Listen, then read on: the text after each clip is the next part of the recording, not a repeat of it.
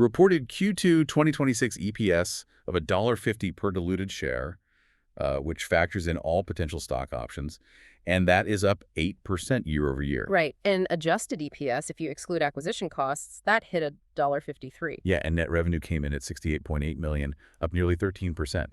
And looking ahead, I mean, management is guiding for Q3 and Q4 annualized loan growth of 5% to 7%. With a net interest margin of 3.60% to 3.7% and fee income right around, 10.5 to 12 million a quarter. But the really crazy part here, the thing that stands out, is Mercantile Bank managed to expand its profit margins while the yield on its core products, its loans, was actively dropping. Right, which sounds impossible.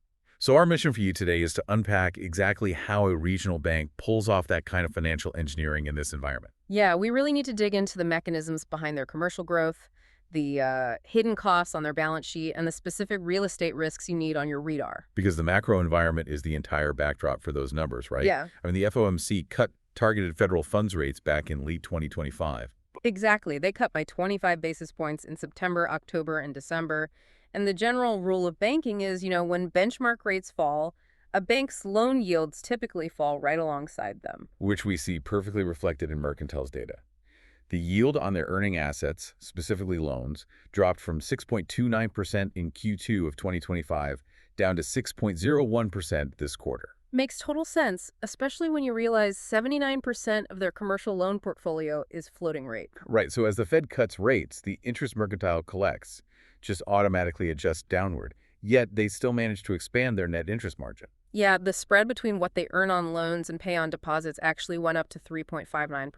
Which is wild. You don't get a wider margin when your revenue stream is shrinking unless, the other side of the ledger is doing something dramatic. And it was. The velocity of the change on the liability side is what saved them. While loan yields were dropping, their cost of funds just plummeted even faster. Right, it fell from 2.27% a year ago down to 1.83% this quarter. That's a massive drop. Over 40 basis points.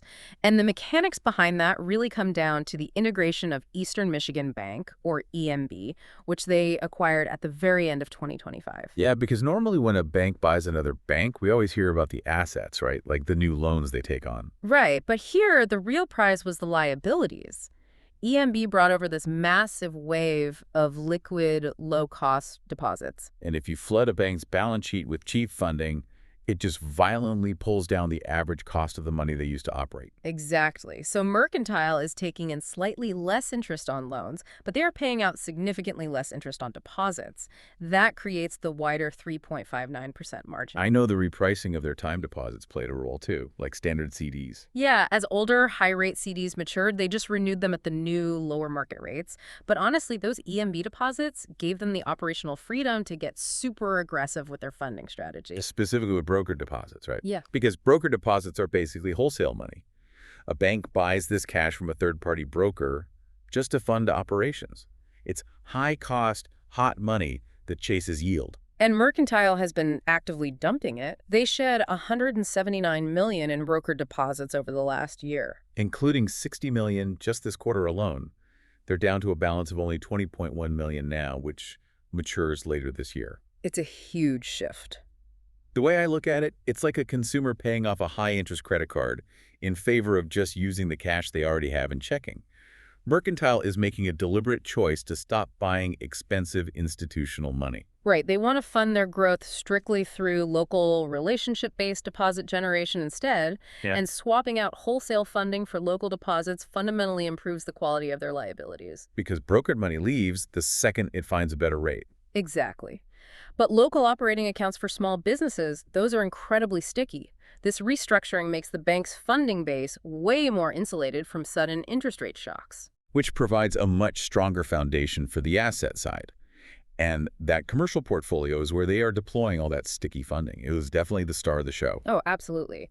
Total loans increased by $98.9 million in Q2, which is an annualized growth rate of 8.2%.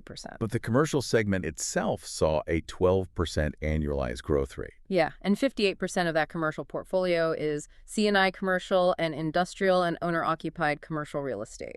Which for a regional bank in Michigan, C&I usually means operating lines of credit or, heavy equipment financing for manufacturing. Right, and owner-occupied real estate is just a local business taking out a mortgage For the warehouse or office space they actually use, these aren't speculative loans. No, they're a foundational capital for the local economy. But there's a massive aha moment here when you look at how bank growth actually works.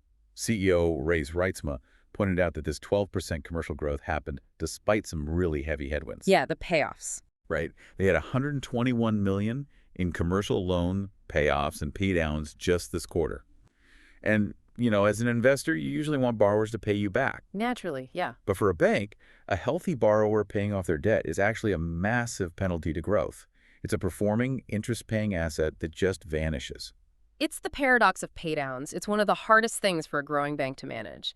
High payoffs signal a healthy borrower base, which is great for credit quality. But it means Mercantile's origination engine, the loan officers out finding new clients, had to be operating in absolute overdrive. Exactly. They had to originate 121 million in new loans just to tread water, and then originate significantly more to actually hit that 12% growth metric. Which, of course, raises an immediate liquidity question. If you're a retail investor seeing double-digit loan growth, your first thought is probably, are they lending out too much of their deposit base? Right, the loan-to-deposit ratio. Yeah. Back in Q2 of 2025, Mercantile's ratio was at 100%. For every dollar of deposits, they had loaned exactly $1 out. And operating at 100% leaves very little room for error if deposits suddenly contract.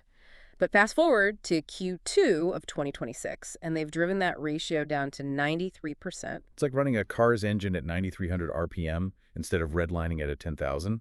It gives them the room to accelerate without blowing the engine. And they achieved that de-risking move largely by bringing on EMB's liquid balance sheet, plus aggressively growing local core deposits to outpace loan growth. That massive growth in commercial loans isn't just about interest income either. It fundamentally changes the bank's relationship with these businesses. You see that in their non-interest income. Oh, definitely.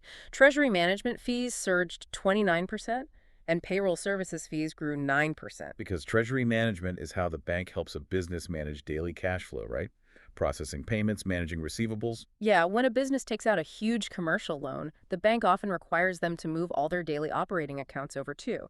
That generates incredibly sticky, recurring fee revenue. But despite those huge jumps in treasury and payroll, total non-interest income was effectively flat at $11.5 million. The anchor there was a 20% drop in mortgage banking income. Right. The sources state this was due to accelerated mortgage servicing rights, or MSR amortization. Which sounds incredibly dry. The catalyst was an increased level of payoffs and fewer loans originated with the intent to sell. But the mechanics are confusing. How does a homeowner paying off a mortgage hurt the bank's fee income? It comes down to a specific quirk in mortgage accounting. When Mercantile originates a mortgage and sells it to the secondary market like Fannie Mae, they usually keep the rights to service the loan. So they still collect the monthly payments, handle escrow, route the principal, all for a steady fee. Precisely. And they record those mortgage servicing rights as a tangible asset on the balance sheet. Because the fee stream won't last forever, they amortize or write down the value of that asset over the 15 or 30-year life of the mortgage. Okay, so it's a slow, predictable expense that matches the revenue coming in. Usually, yes. But if interest rates drop and people start refinancing or they sell their homes and pay it off early, the expected life of that mortgage collapses to zero instantly. The fee stream stops. Exactly. So Mercantile has to accelerate the write-down of that MSR asset. They take the entire remaining accounting hit to their income statement all at once. Wow. Combine that accelerated hit with the fact that they just originated fewer loans to sell into the secondary market anyway, and you get that 20% drag on mortgage banking. Right. We also need to look at non-interest expense. Core operating costs jumped to $39.4 million this quarter, up from $33.4 million a year ago. A $6 million hike in overhead usually triggers alarm bells for investors. It does, but you have to contextualize it. $4 million of that $6 million jump is directly tied to the Eastern Michigan Bank integration. Right, added salaries, benefits, and the core deposit intangible amortization, which is just the accounting cost of acquiring EMB's customers. Exactly. And another $500,000 was a discrete, one-time cost for a core and digital banking system conversion. So taking out the $4 million for the acquisition and the $500,000 for the digital conversion, that leaves about $1.5 million in pure organic expense growth. which is pretty reasonable. That's tied to basic inflation and the higher salary costs required to support 12% organic asset growth. If you aggressively expand the commercial portfolio, you physically need more loan officers and underwriters to manage it safely. Speaking of managing safely, if you're watching a bank pump out 12% commercial growth, the fear is always that they're lowering credit standards just to get money out the door. Right, and the main metric to evaluate that is non-performing assets loans, where the borrower just stopped paying. Well, Mercantile's non-performing assets fell to just $5.8 million this quarter. That is a microscopic 0.09% of their total assets, down from 0.16% last year. But the mechanism behind how they drove it down is the real story here. It wasn't just broad improvement. It was the targeted resolution of one major headache. Yeah, that massive non-performing commercial construction loan that had been hanging over them since Q2 of 2025. Construction loans are incredibly complex when they go bad because the collateral is an unfinished building. At one point, this single loan was over half of all their non-performing assets. Mercantile had taken specific allocations for it, right? Sequestering capital, expecting a loss, and even charged a portion of it down late last year. Yeah, working out a loan like that takes months of negotiation and legal wrangling to either finish the project or find a buyer. And this quarter, they finally crossed the finish line.